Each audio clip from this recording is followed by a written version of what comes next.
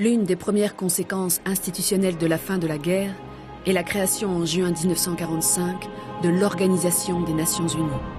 Sa charte affirme d'emblée le droit des peuples à disposer d'eux-mêmes.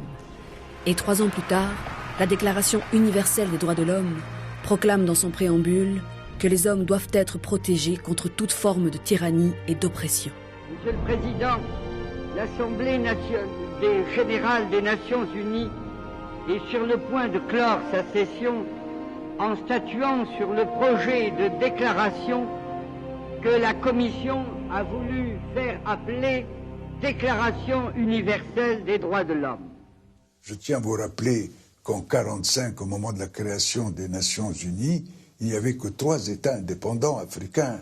Vous aviez l'Égypte, le Libéria et l'Éthiopie. Les 50 autres États étaient des colonies.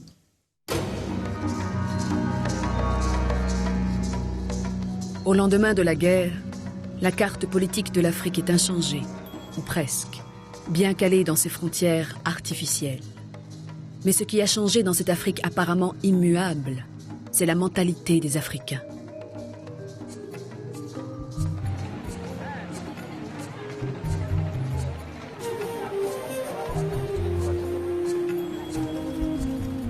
Les combattants ont connu la fraternité des armes. Ils ont rencontré d'autres Africains et d'autres soldats noirs américains, messagers d'un mythe émancipateur. Et cette ouverture au monde, ces combattants vont en parler, en ville, au village ou en famille. Et vont évoquer les espérances soulevées 1 an plus tôt par le général de Gaulle. Que plus rien ne serait jamais comme avant. De Gaulle le savait bien, lorsqu'il se rendait à Brazzaville, capitale de la France libre, pour y prononcer un discours aussi célèbre que mal connu.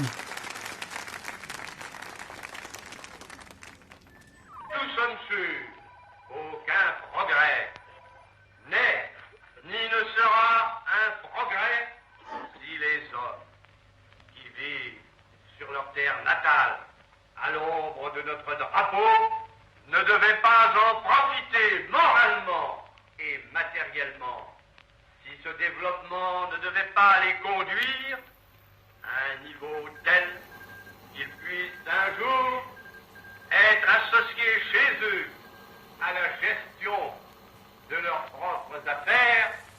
Voilà ce qui est le devoir de la France ici.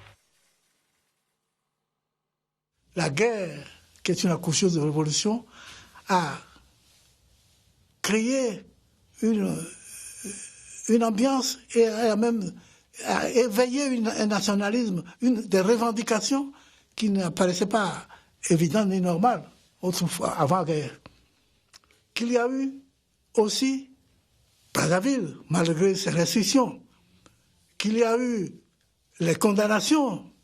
Il y a eu des gens de mon pays qui ont été condamnés à mort et fusillés pour gaullisme. Que tout cela ne pouvait conduire qu'à une chose, c'est de dire non.